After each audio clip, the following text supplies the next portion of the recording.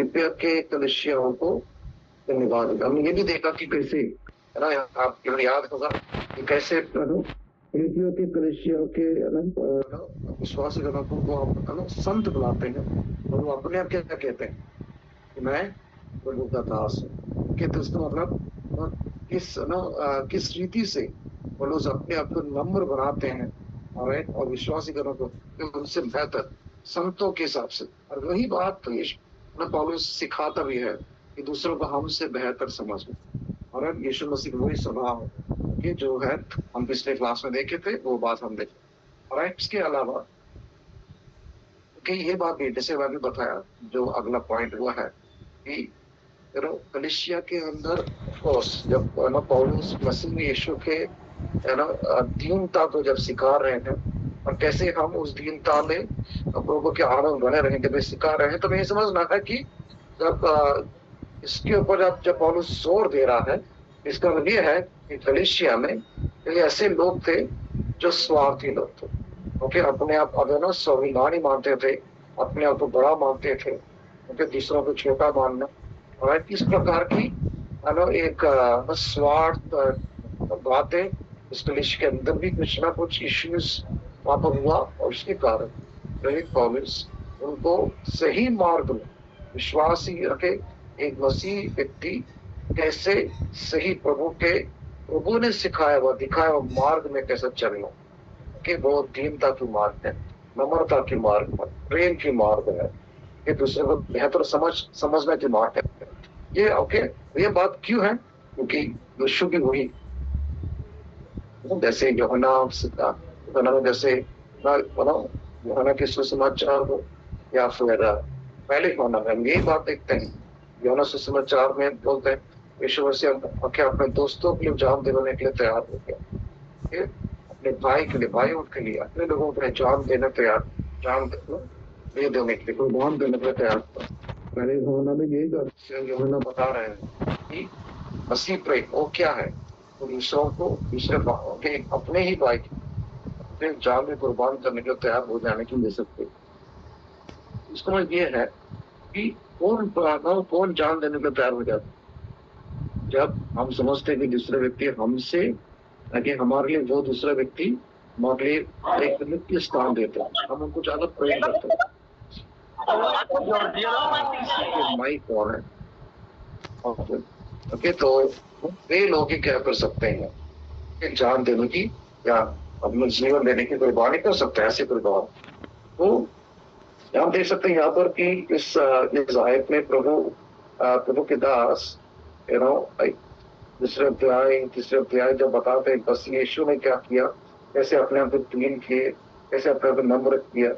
तो जब यीशु हमारे लिए जब जीवन अपनी जान की कुर्बानी करे मानव जाति के उद्धार के लिए, यीशु मसीह ने मानव जाति को या फिर पापियों को उनसे बेहतर समझे, मतलब उनको कैसे भी पिता को संतान बनाने के लिए, हमें मूल्यवान समझकर, हमें ज्यादा मूल्य देते हुए यीशु मसीह अपने जीवन को कुर्बान करने के लिए तैयार, जान कुर्बान करने के लिए तैयार। तो ये क्या है? ये मसीह यीशु का नम्रता है।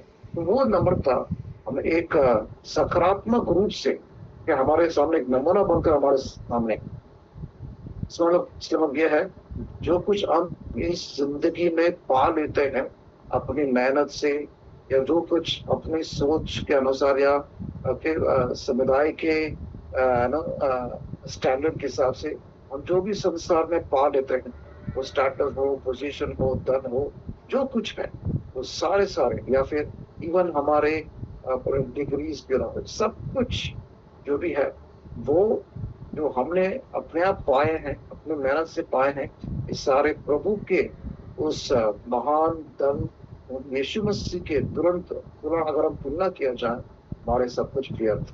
क्योंकि यीशु मसीह ने हमारे लिए जो रखा है, हमारे लिए जो किया है और हमारे लिए जो रखा है, वो उस सबसे बढ़कर। इसके कारण ही पौलुस यहाँ पर क्या कर रहे हैं, प्रोत्साहन करना चाहते हैं, ये धीरज देना चाहते हैं कि आगे भी कठिन समय आएंगे, तनाव आएंगे, सब कुछ आएंगे, और इसके बीच में भी क्या करना है, हमें विश्वास योग्यता के साथ प्रभु की उपस्थिति है उस चाल चलन चलना है करके पौलुस यहाँ पर सिखा। ठीक है, अब देखना कितना भी कठिन परिस्थिति क्यों ना हो, विश्वास योग्यता के साथ चलना। ऐसे पौलुस यहाँ पर पौलुस क्यों ऐसा सिखा रहे हैं? क्योंकि पहले शताब्दी के कलीसिया को, उन जमाने के विश्वासी गणों को यही बात क्या कर रहे थे, लोगों को सिखाया जा रहा था। कि अगर एक उदाहरण के रूप में आप मेरे साथ उठाइए, मेरे साथ लीजिए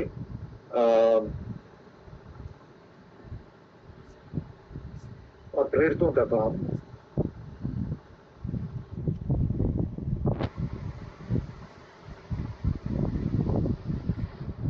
14 अध्याय, प्रेरितों का काम 14 अध्याय।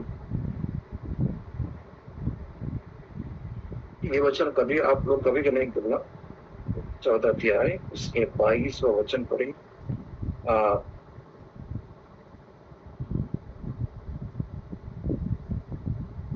या फिर 21 और 22 मिलकर पढ़े, एक साथ पढ़ेंगे। प्रेरितों का काम 14 अध्याय उसका 21 और 22 पढ़े।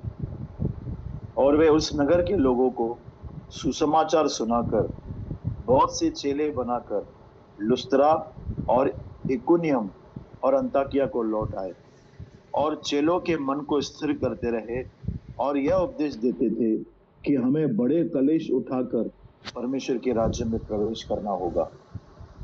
Thank you. देखो, हमें बड़े क्लेश उठाकर प्रभु के राज्य में प्रवेश करना होगा। देखो, ये बात बताते हुए लोगों के या चेलों के या शिष्यों के विश्वास को स्थिर की।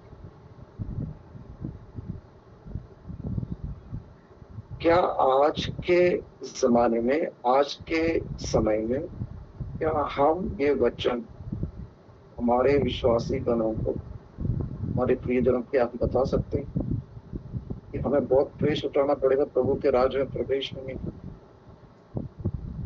लोगों के विश्वास को स्थिर रखने के लिए क्या हम ये बात बता सकते हैं? मामूली अगर लोगों के विश्वास को स्थिर रखना है तो हमें और कुछ बताना पड़ेगा। ये तो ना, तुम्हें पूछ नहीं स्थिर बनाएंगे, ओके, तुम्हें वो देंगे, ये देंगे, समझ रहे हैं? क्योंकि ये सारी चीजें बताने से ही लोगों का विश्वास स्थिर हो जाता है। ये आज का कलीसिया की परिस्थिति ऐसा हुआ।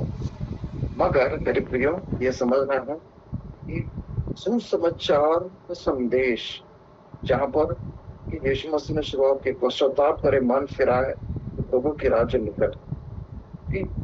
यूहन्ना बपतिस्मा ने यही बात बताकर शुरू की, यीशु मसीह वही बात बताकर शुरू की।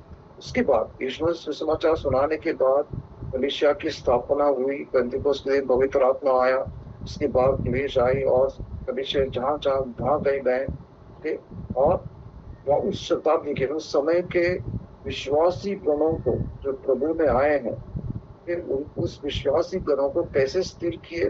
देखना, यहाँ पर उन्होंने ये बताया कि प्रभु के राज्य इतनी कीमती है, इतने मूल्यवान है कि वहां पर प्रवेश होने के लिए, प्रभु के राज्य मतलब क्या, पहले बता दिया, प्रभु के राज्य मतलब प्रभु के शासन।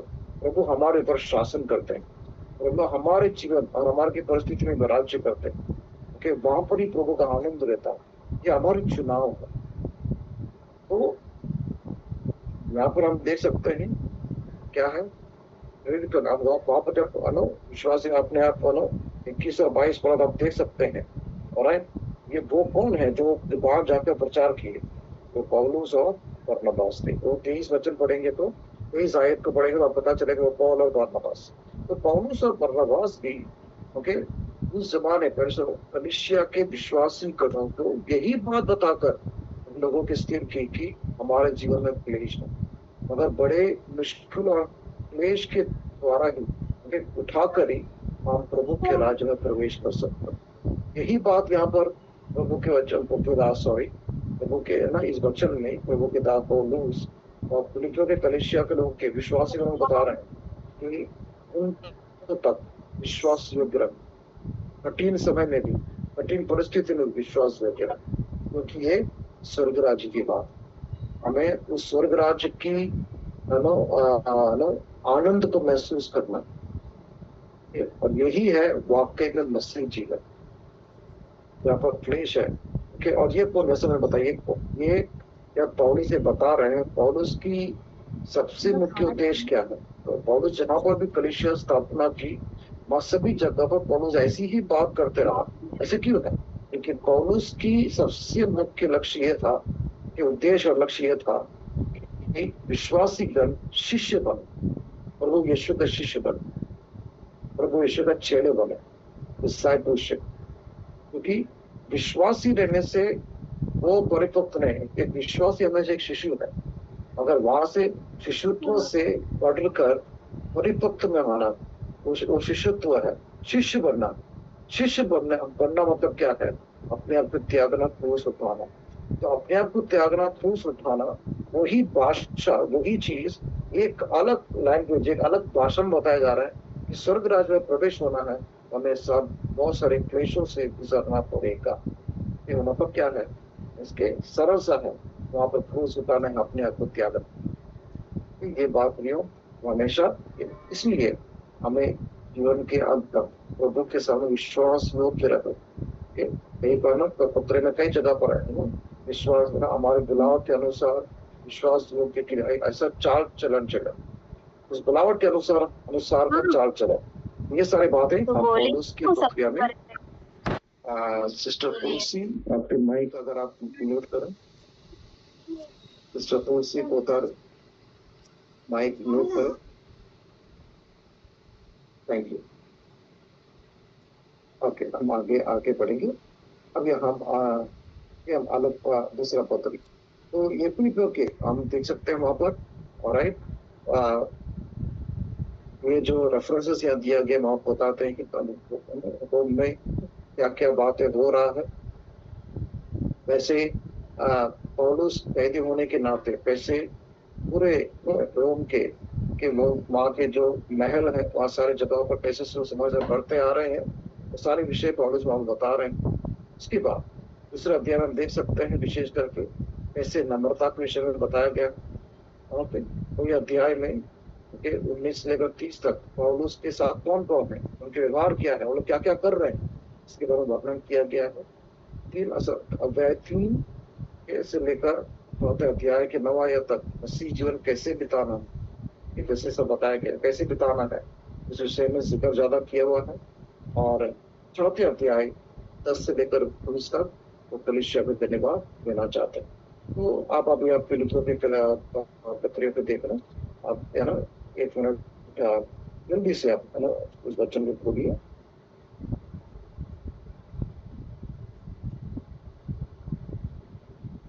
ओके, दूसरा अध्याय, तो अगर आप देख सकते हैं वहां पर चौथा आयत से लेकर 6वां आयत तक पहले पढ़ेंगे। उसके बाद हम 7वां आयत को देख लेते हैं। आप लोग वचन जानते हैं, फिर भी मैं आप लोग से पढ़वाना चाहूंगा, विशेषकर दूसरा अध्याय उसके चौथा आयत से लेकर 6वां आयत में पढ़ेंगे।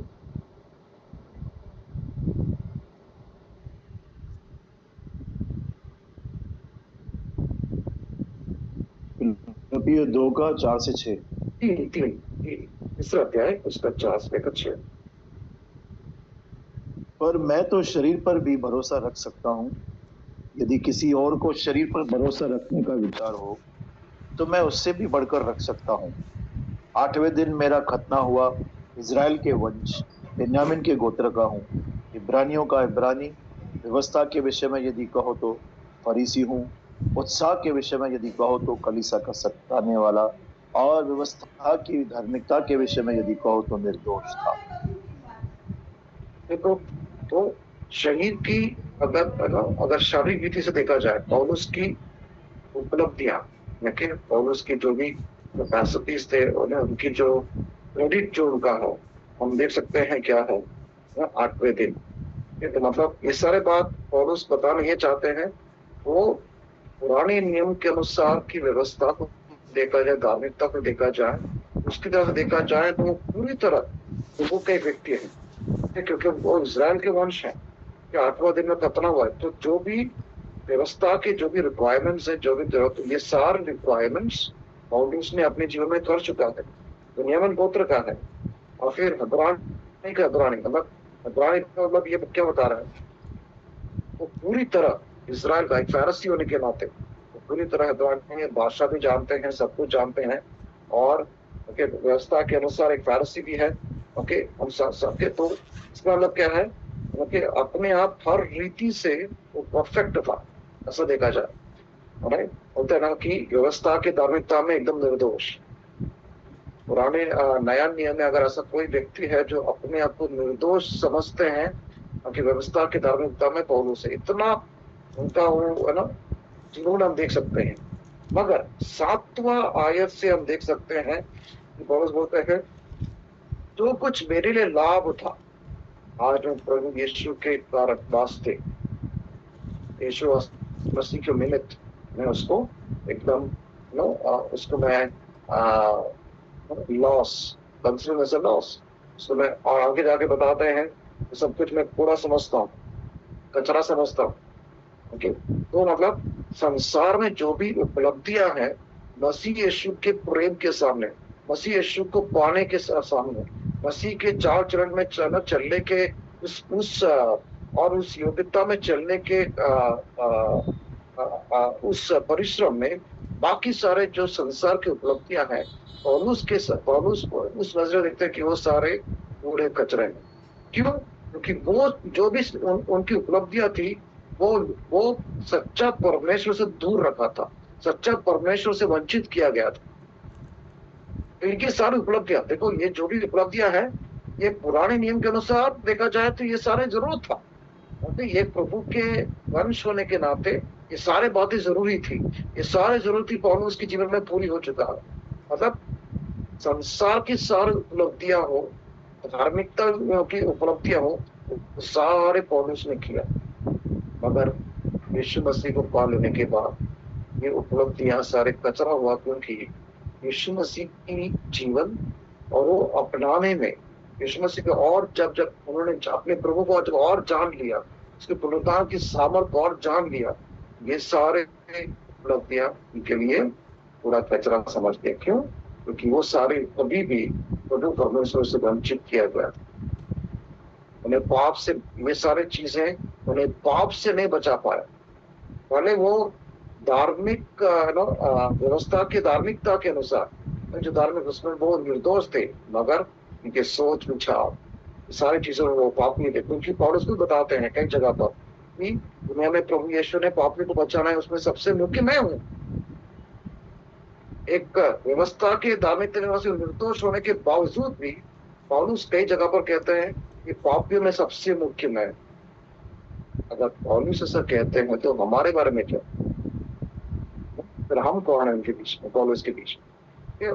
तब जाकर पौलुस क्या बोल रहा है, ये सारी उपलब्धियां जो प्रभु परमेश्वर से और उनके प्रेम से वंचित किया, इसलिए प्रभु यीशु मसीह को पा लिया, तो सारी बातों मेरे लिए कचरा समझा। मेरे प्रिय, संसार में जो भी उपलब्धियां हैं वो पा लेने में और पाने में कोई दिक्कत नहीं, कोई है ना अभ्यास नहीं, मगर ये समझना है ये सारे जो हमारे पास है, क्या वो प्रभु परमेश्वर से हमें दूर ले चलते हैं? क्या हमारा मन, हमारा सोच, हमारा विचार प्रभु के राज्य से बढ़कर, क्या वो विचार हमारे विचार कुछ और जगह पर?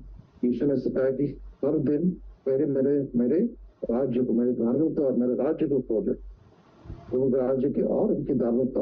मगर क्या जब हर दिन हमारी खोज प्रभु की धार्मिकता, प्रभु के राज्य के प्रति है या फिर किसी और प्रति? ये सोच हमारे अंदर डेफिनेटली हो जानी चाहिए।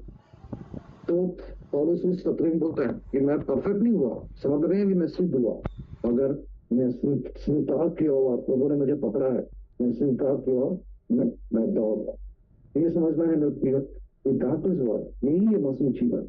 और पौलुस एकदम प्रैक्टिकली बताया जा रहा अपने जीवन से, और प्रैक्टिकली बताया जा रहा है, क्योंकि पौलुस की परिस्थिति क्या, जैसे मैंने बताया फिलिपियों की पत्रिका पे ये प्रिजन एपिसोड है, क्योंकि कारागार की कोठरी में रहकर ऐसी स्थिति में पौलुस लिख रहा है। राइट, कि हम आनंदित रहे, हमारा प्रभु में वफादार रहे। पौलुस के जीवन की है ना, ये झलक प्रभु ना क्या कर रहे हैं वो बता रहे हैं, वो अपने अनुभव बता रहे हैं।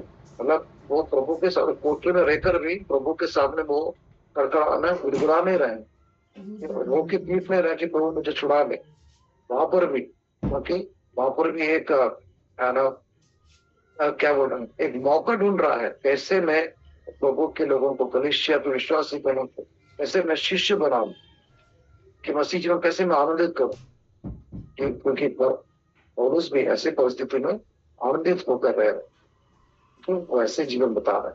तो ये बात है, तो इसके कारण में, और जैसे पिछले बार बताया, ऐसे परिस्थिति में ही पौलुस चौथा अध्याय में क्या बता रहे हैं, कि प्रभु यीशु के सामर्थ्य में सब कुछ कर सकता हूँ। वैसा सामर्थ सब कुछ क्या है, आज जैसे पिछले बार बताया, आज हम बड़े बड़े चीजें करना सोच रहे हैं, और हम वो वचनों को लेकर व्याख्या कर रहे हैं, मैं सब कुछ कर सकता हूँ। पौलुस ने जो बताया गया वो क्या है, और ऐसे कठिन परिस्थिति में भी संतुष्ट होकर, मतलब क्या है ना, अच्छे समय में है ना सब कुछ मिला, मगर ओके, बुरा समय में, जहाँ पर भूखा है, सब प्यासा है, ओके, या फिर पहनने के लिए भी सही वस्त्र नहीं है, ऐसे परिस्थिति में भी संतुष्टि के साथ उनके प्रभु मुझे आगे बढ़ा रहा है। तो ऐसे परिस्थिति में भी प्रभु के सामर्थ मुझे क्या कर रहा है, सब कुछ कराने की सामर्थ दे रहा है। इसलिए पौलुस वहां को कह रहा है, ओके, प्रभु के सामर्थ द्वारा मैं सब कुछ कर सका। तो ये बात है, ये आज के जमाने में वो वचन लेकिन जब अलग रीति से व्याख्या करते हैं, वो प्रभु के वचन के विषय में एक अन्याय हो रहा है। इसलिए आज कि आप प्रभु के वचन के विद्यार्थी होने के, हम सब प्रभु के वचन विद्यार्थी, तो हमें भी वचन एकदम गंभीर रीति से व्याख्या करने की जरूरत है। तो समझें कि प्रभु के दास या पवित्र आत्मा क्या हमें उस वचन के द्वारा सिखा रहे हैं, संतुष्टि है वापस अब। ठीक है, तो इसके बाद हम लोग चौथे अध्याय के आखिर में देखते हैं, पौलुस वहां को प्रमाण दे रहे हैं कि कैसर के घराने के कुछ लोगों में ना, कैसर मतलब कौन है, वो सम्राट है, इज एन एम्परर, उनके सम्राट वो कैसर, मतलब कैसर के घराने के सदस्य भी आज समाचार के प्रति सदस्य हो चुके हैं, जो अधीन हो चुके हैं, और वो लोग विश्वासी हो चुके हैं। और पौलुस से बता रहे हैं तो कैसे समाचार रोम में आगे बढ़ रहा है। तो जैसे वो फिलमन में लिखे थे वैसे ही आज भी यहाँ पर भी लिख रहे हैं कि प्रभु की समाधान हम सबके सामने मिलेगा। ये बोल रहा ना, ऐसे आशीष वचन देकर क्या कर रहे हैं पौलुस, ये पत्री बंद कर रहे हैं। तो ये हमें समझना जरूरी, ठीक है। हम जल्दी से आगे बढ़ेंगे, अभी है कोलोसियों के पर। ओके, तो हम यहाँ पर भी ये बात शुरू की थी पिछले क्लास में भी, और एक बात मैं दोहराना चाहूंगा।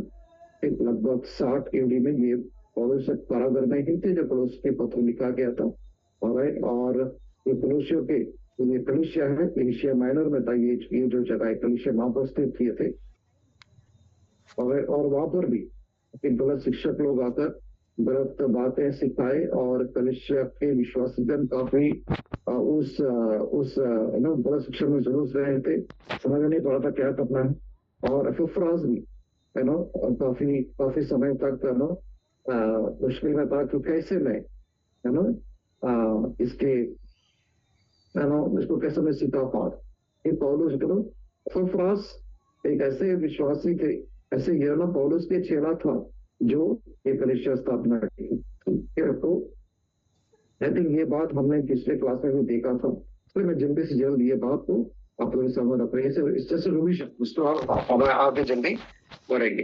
तो पौलुस के साथ ये सारे लोग थे, और कलीसिया के 2 के 8, ओके, हम यहाँ पर ये वचन भी पिछले बार हम पढ़े थे। एक बात यह है कि कोई हमें भ्रमा ना पाए, कोई हमें गुलाम ना बनाए। कलीसिया के पत्र अध्याय 2 उसका 8वां वचन पे पढ़ेंगे। कलीसिया के पत्र अध्याय 2 उसका 8वां है।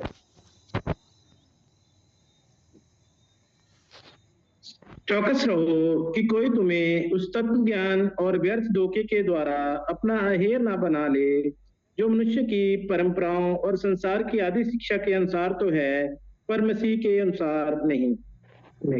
यस, यहाँ पर दो मुख्य वचन है जहाँ पर पौलुस कलीसिया को सिखाना चाहते हैं। वो क्या है कि कोई तुम्हें भ्रमा ना दे, धोखा देने वाले सिद्धांत हैं, ठीक है। कुछ औसत व्यर्थ सिद्धांत हैं, धोखे सिद्धांत हैं, जो क्या कर रहा है, लोगों को गुलाम बनाने की कोशिश में। और ये कौन सा है, ये सारे मनुष्य की परंपरा से निकली हुई है, और ये सारे क्या है, मनुष्य की परंपरा है, संसार के सिद्धांत हैं, ये मसीह के सिद्धांत है। इसलिए हमें सावधान रहना, सावधानी की बात वहां पर किया जा रहा है। और दूसरा जो आयत है दोनों वचन है, कुलुस्सी 2 उसके 9 का 10, वहां पर क्या सिखाया जा रहा है कि मसीह यीशु मसीह है, जो जो ईश्वर का पूरी संपूर्णता यीशु मसीह में है, तो शारीरिक रीति से यीशु मसीह के अंदर दिखाई दे रहा है। ओके, तो और वही बात, तो वो संपूर्णता मसीह यीशु में हमें दी गई है। अब यीशु मसीह कौन है, और सारे अधिकार, सारे सामर्थ्य के ऊपर, तो सारे जो ना यीशु मसीह सिर है, सिर्फ कलीसिया के सिर नहीं, ये संसार के सारे अधिकार के ऊपर, सारे प्रधानताएं, सामर्थ के ऊपर यीशु मसीह सबके ऊपर सिर है, कि अधिकार जमा रहे हैं। यही बात पौलुस यहाँ पर सिखाना चाहते हैं। इसका मतलब यह है कि यीशु मसीह की प्रधानता, यीशु मसीह की प्रभुत्व, यीशु मसीह की महानता को कलीसिया के विश्वासी जनों को पौलुस सिखाना चाहते हैं। इसके मतलब हम प्रभु में बढ़ना, ओके, प्रभु में बढ़ना है तो कैसे बढ़ सकते हैं, जब तक हम प्रभु यीशु को नहीं जान पाएंगे, हम प्रभु यीशु में बढ़ नहीं पाएंगे, क्योंकि संसार की बातें हमें बड़ा लगने लगेगा।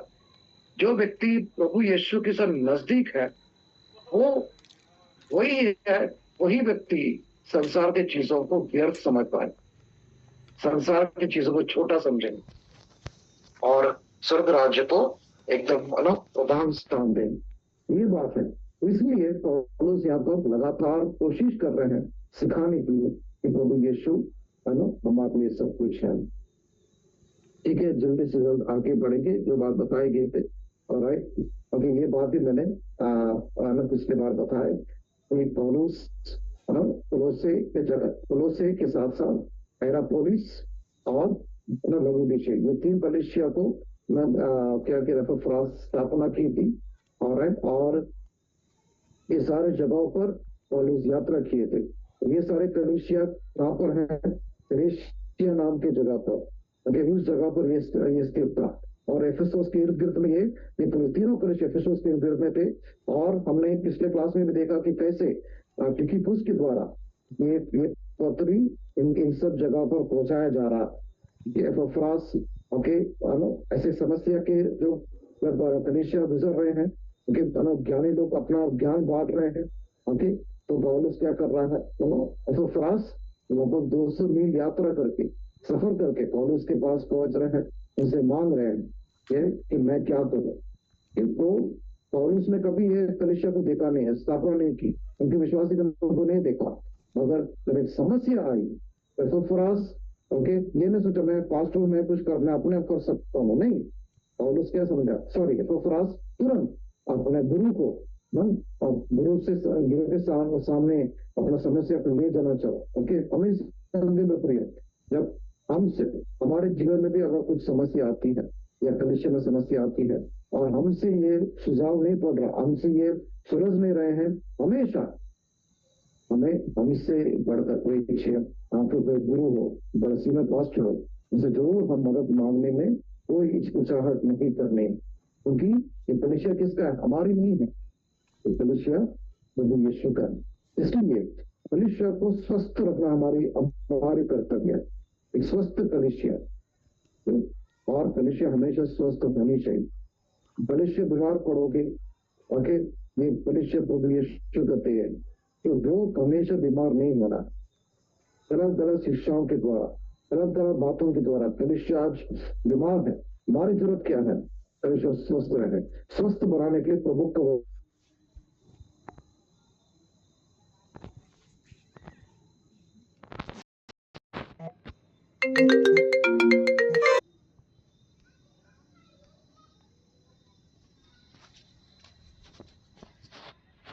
कोई बात है। तो फ्रांस, ओके,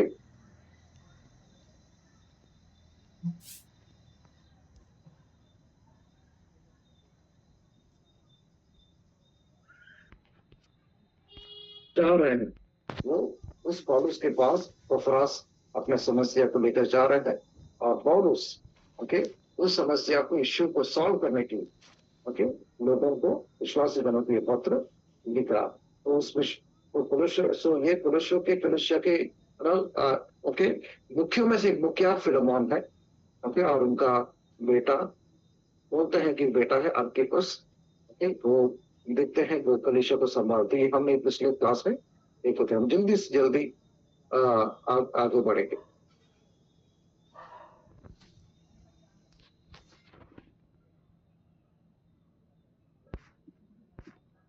हम समझ सकते हैं कि इसमें ने बताया, ये बात भी मैंने पिछली क्लास में बताया, तो शायद आप लोग को याद होगा। राइट, आप स्क्रीनशॉट ले सकते हैं कि जो बताया वही बात यहाँ पर है। राइट, ये कलीसिया की समस्या को देखकर ही पौलुस जल्द से जल्द उनको वो पत्र लिख रहा है। ऑफ कोर्स उसके साथ साथ ओनेसिमस भी है, और टाइकिकस के साथ ओनेसिमस दोनों में एक साथ ये चलते हुए हम देख सकते हो वो पत्र वहां पर पहुंचा रहे हैं। आगे पढ़ेंगे क्योंकि हमने कवर कर पिछले क्लास में कर चुके थे। और ये बात भी हमने देखा था कोलोस्सी की जो गलत शिक्षा क्या था उसमें, यहूदी के बाद वो एसेप्टिक एलिमेंट्स, ये सारे बात मैं पिछले क्लास में सिखाया था, इसलिए मैं आगे बढ़ना चाहता हूँ। ठीक है, तो ये बात तो पिछले क्लास में भी देखे थे।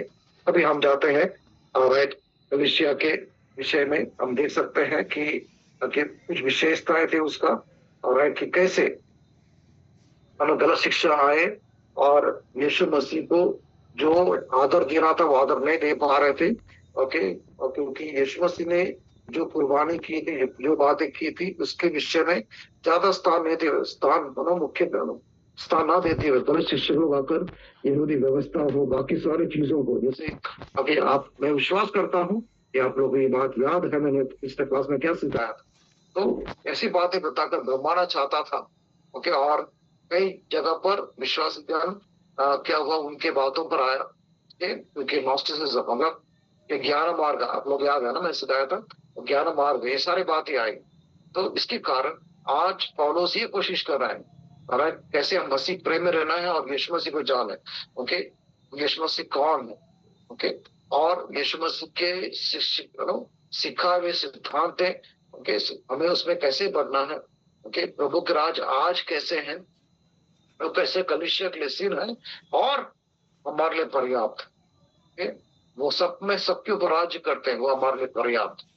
ये बात है, ये बात सिखाने के कारण हमारे जीवन में अनैतिकता चीजें कोई रोल नहीं कर सकते। जैसे बताया कि उस जमाने की सोच क्या था, यीशु मसीह हमारा आत्मिक उद्धार, प्रभु ने हमें हमारे आत्मिक उद्धार है, हमारे आत्मा को उद्धार दिया है, तो इसलिए आत्मा अलग है और शरीर अलग है, ये समझते थे। इसलिए शरीर से पाप करो तो भी चलेगा, ये सारे बात हुई। तो पौलुस है ना, और उनके कलिश में जैसे लिखा गया, शरीर पवित्र, शरीर भी पवित्र आत्मा का मंदिर है, तो इस बात को, इसलिए शरीर से हम पाप नहीं कर सकते।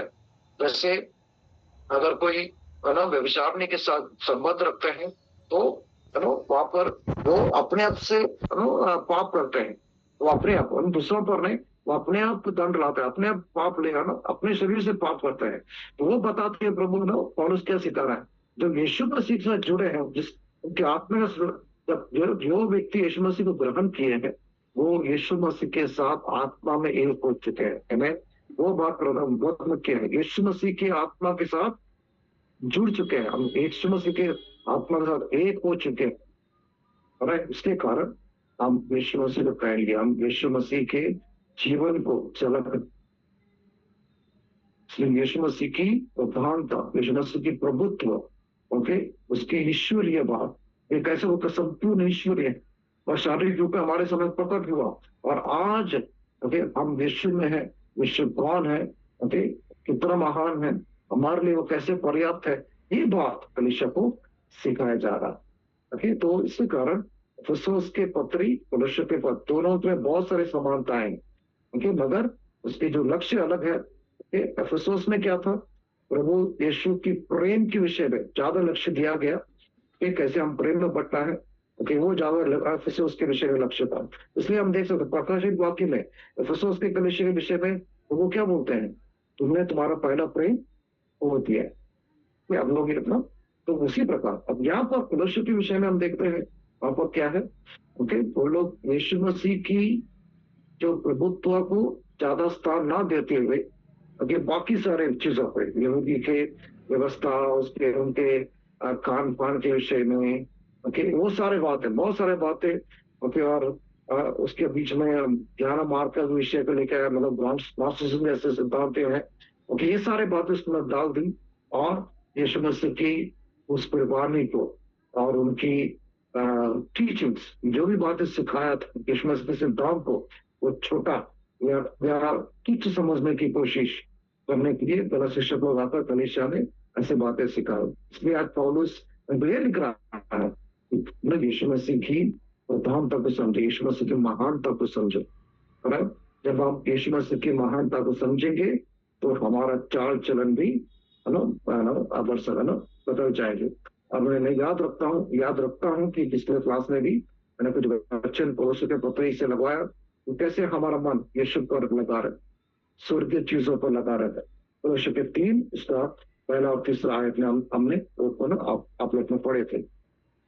इसलिए आगे और आगे करना चाहिए। यही बात इसी पर ही आया था ये बताने के लिए हम कैसे ईश्वर के पत्री के साथ हैं। ये बात कुछ आप बताया था कि कल उसके पत्री भी एफेसुस के समान तो भाग में बटे हैं, पहले अध्याय से तीसरा अध्याय तक ओके और तीसरा अध्याय के 5 से लेकर आखिर अध्याय जैसे प्रैक्टिकली हमें मसीह जीवन बिताना है। ये सही बात तो कैसे हमारा मन प्रभु यीशु में लगा रहना है ये बात हमने देखा। फॉर एग्जाम्पल ओके जब हम इस संसार में रहते हैं जब हम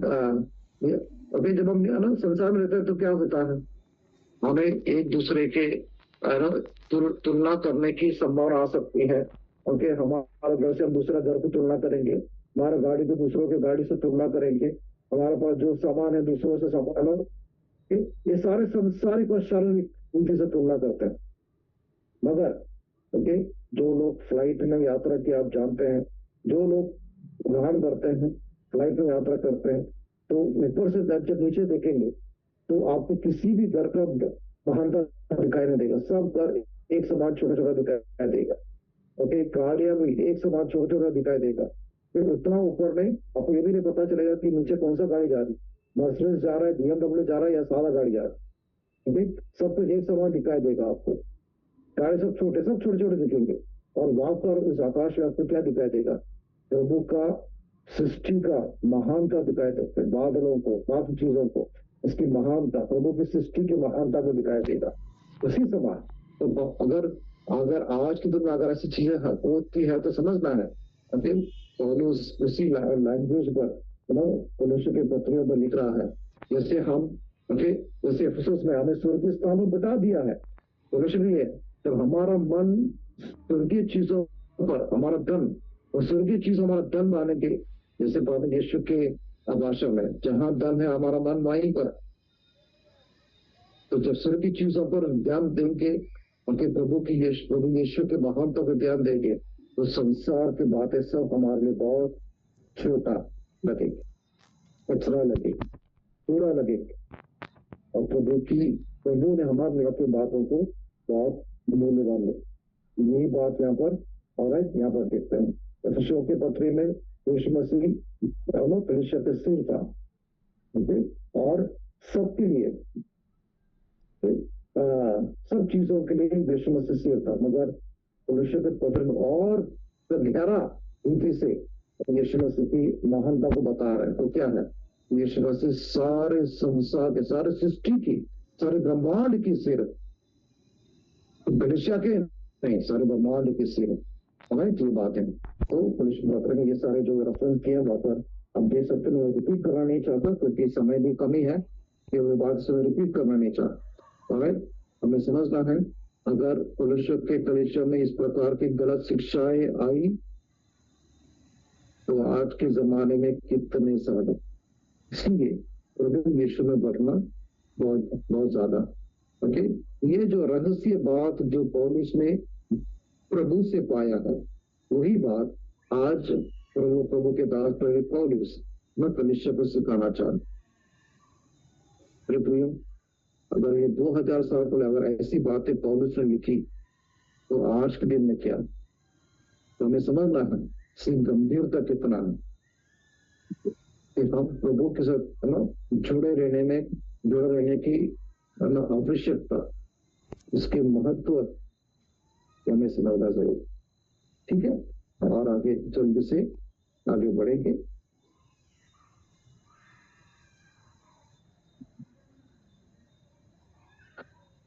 प्रैक्टिकल बात के बारे में डॉक्टर बात में प्रभु की महानता है। इसके बाद प्रैक्टिकल लाइफ में क्या बता रहा है कि हमें कैसे हमारे पूर्व पाप सारे निकाल कर विशेष करके हमारी जीभ से आने वाली काम वो जो है, क्योंकि ये सारे देखो पिछले क्लास में सारे बताए थे, इसलिए जो हमारे जीभ से निकलते हुआ पाप, क्रोध, सोच, विचार, ये सारे जीभ से, ये सारी चीजें हमें समझना है।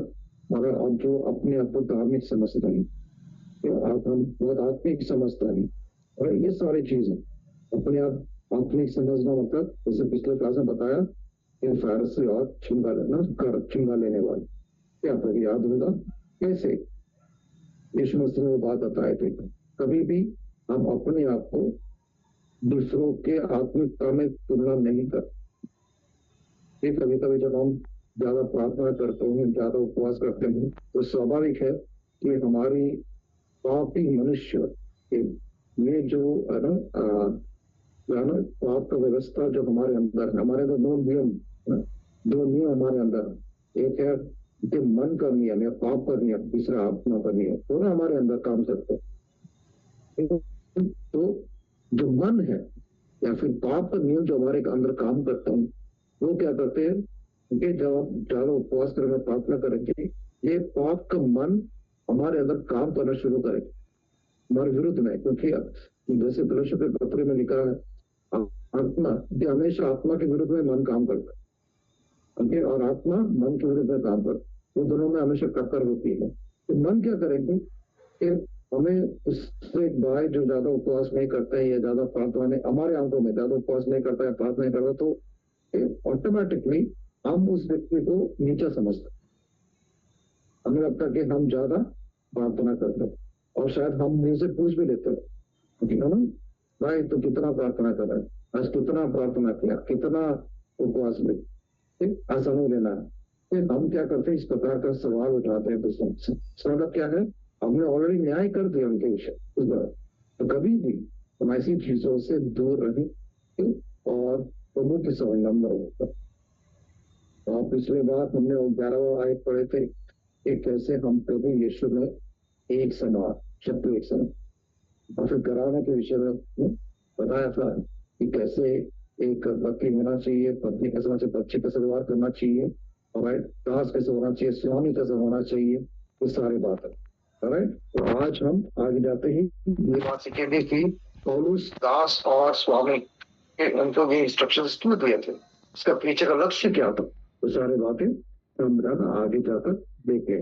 और ये बात है जैसे यहाँ पर वचन सिखाते हैं, तो हमेशा हम प्रार्थना पूर्वक और हमेशा सावधान रहने की बहुत जरूरी है, ताकि हम जब इस मसीह जीवन में की ये आनंद की जीवन, मसीह जो आनंद की जीवन है, अब सेम टाइम हमें सावधान रहना कि हमें जो काम को चलते हुआ फिर आते और कई जगह से आएंगे, कभी कभी अनेक रूप लेकर वो आएंगे, कभी कभी स्वर्गदूत का वेश बनकर आएंगे, हमें सावधान रहना।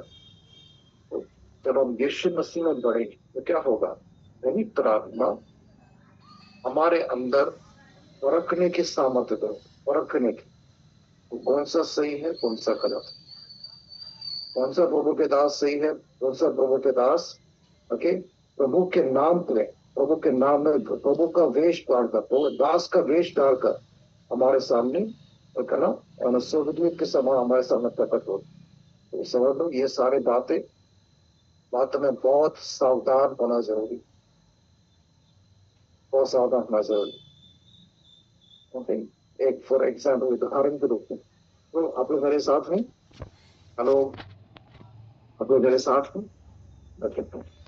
एक उदाहरण के रूप में देखा आप बताना चाहो क्या नो, फॉर एग्जाम्पल शैतान की कलीसिया, आपने शायद सुना होगा शैतान का भी कलीसिया कई जगह पर, कई जगह आजकल वो बहुत ज्यादा हो चुके हैं।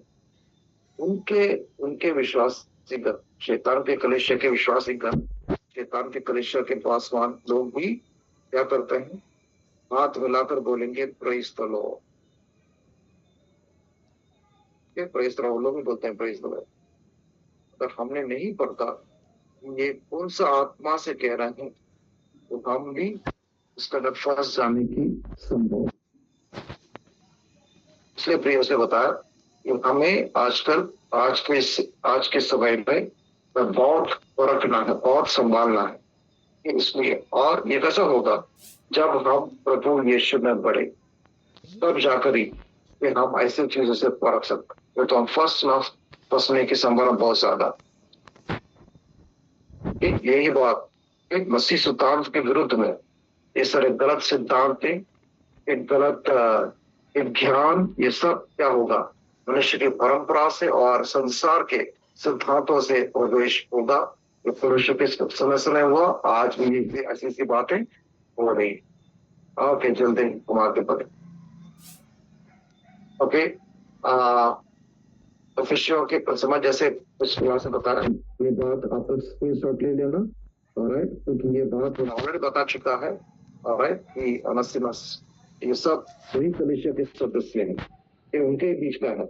और उनको भी भेजा टाइकिकस के साथ ओनेसिमुस जा रहे हैं। और कलीसिया की पत्री में बहुत ही व्यक्तित्व के है ना, बहुत ही पर्सनल लेटर है। बाकी बहुत सारे बातें लिखी है, मगर वहां पर एकदम पर्सनल लेटर है कलीसिया के पास, वहां पर कई लोगों को। और पौलुस और उनके साथीदार के साथ उनका भी ग्रीटिंग्स दे रहे हैं, उनका भी नमस्कार और सब कुछ उनका भी दे रहे हैं। जो भी साथी है वो ऊपर हम देख सकते हैं कि यहूदी के 3 यहूदी साथी है और 3 गैर यहूदी साथी हैं। सब मिलकर पौलुस एक साथ मिलकर सेवकाई में लगे हैं, पौलुस के साथ में। हम देख सकते हैं कि पौलुस एकता की बात कर रहे हैं, पौलुस खुद वो बात अपना रहे हैं, वो लागू किया है अपने लाइफ में, वो प्रैक्टिस कर रहे हैं कि पौलुस एक फारसी होने के नाते, एक साधारण यहूदी नहीं, पौलुस एक फारसी है।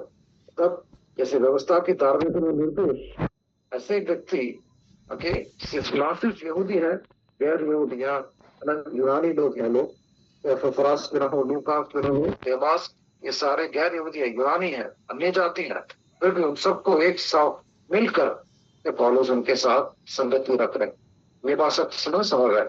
और वैसे बताया गया, राइट, नवोदेश के कलीसिया के हेरापोलिस कलीसिया, जहाँ पर निम्फा नाम के एक ग्रह में, उनके घराने में ये कलीसिया चल रही है।